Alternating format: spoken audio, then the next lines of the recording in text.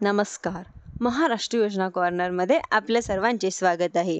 आजच्या व्हिडिओच्या माध्यमातून आपण बघणार आहोत की पशुसंवर्धन विभागामार्फत नाविन्यपूर्ण योजनेसाठी जिल्हास्तरीय राज्यातील 10 शेळ्या आणि 1 बोकड ही योजना राबवली जात आहे.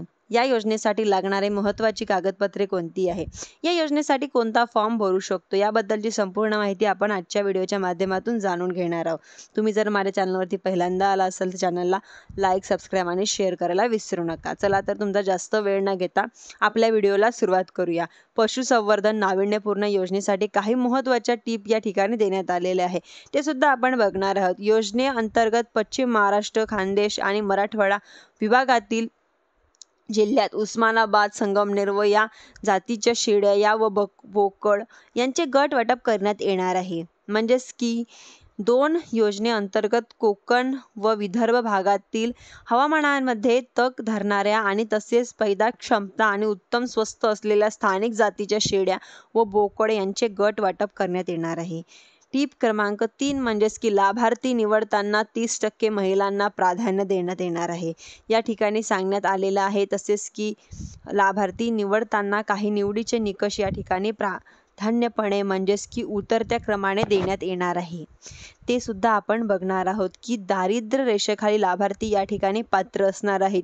त्यानंतर अत्यल्प भूधारक शेतकरी म्हणजेच की ज्यांच्याकडे 1 हेक्टरपर्यंत शेती आहे आणि शेती या ठिकाणी पात्र असणार आहे. तसेच की अल्पभूधारक शेतकरी ज्यांच्याकडे 1 ते 2 हेक्टरपर्यंत शेती आहे सुद्धा शेतकरी यामध्ये पात्र असणार आहे. त्यानंतर सुशिक्षित बेरोजगार म्हणजेच की ज्यांचे स्वयंरोजगार केंद्राचे नोंद आहे असे. त्यानंतर महिला बचत गटातील लाभार्थी हे अंक 1 ते 4 मधील अशा महिला या ठिकाणी पात्र असणार आहेत. की पशुसंवर्धन नाविन्यपूर्ण योजनेसाठी काही महत्त्वपूर्ण कागदपत्र आपल्याला लागणार आहे.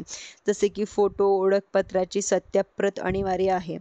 ज्या डॉक्युमेंट समोर स्टार करण्यात आलेले आहे म्हणजेच की डॉक्युमेंट तुम्हाला अनिवार्य, जसे की फोटो, ओळखपत्र, सत्याप्रत 12/8 उतार, आपत्ती दाखला नसल्यास स्वयंघोषणापत्र, आधार कार्ड, रहिवासी दाखला, बँक पासबुक खाते सत्याप्रत, त्यानंतर रेशन कार्ड, कुटुंब प्रमाणपत्र. तसेच म्हणजे एका कुटुंबातील 1 व्यक्ती या योजनेसाठी इथे पात्र असणार आहे.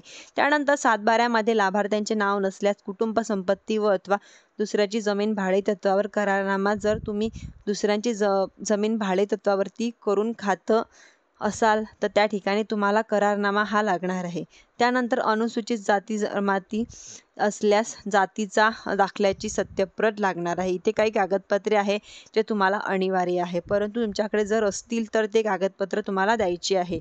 मग सुद्धा काही हरकत नाही. जसे की दारिद्र्य रेषेखालील असल्यास त्यांचं प्रमाणपत्र, दिव्यांग असल्यास दाखला लागणार आहे, बचत सदस्य असल्यास त्यांचे प्रमाणपत्र लागणार आहे, वय व जन्मतारेचा पुरावा, सत्याप्रत, शैक्षणिक पात्रतेचा दाखला, रोजगार व स्वयंरोजगार कार्यालयाचे नाव, नोंदणी म्हणजे कर्जदाराची सत्याप्रत, तसेच की प्रशिक्षण घेतले असल्यास प्रमाणपत्रांची शाळेप्रत या ठिकाणी कागदपत्रे तुम्हाला या ठिकाणी लागणार आहे. व्हिडिओमध्ये आपण पशुसंवर्धन नाविन्यपूर्ण योजनेतील माहिती बघितलेली आहे. तुम्हाला जर व्हिडिओ आवडला असेल तर व्हिडिओला लाईक, सबस्क्राईब आणि शेअर करायला विसरू नका.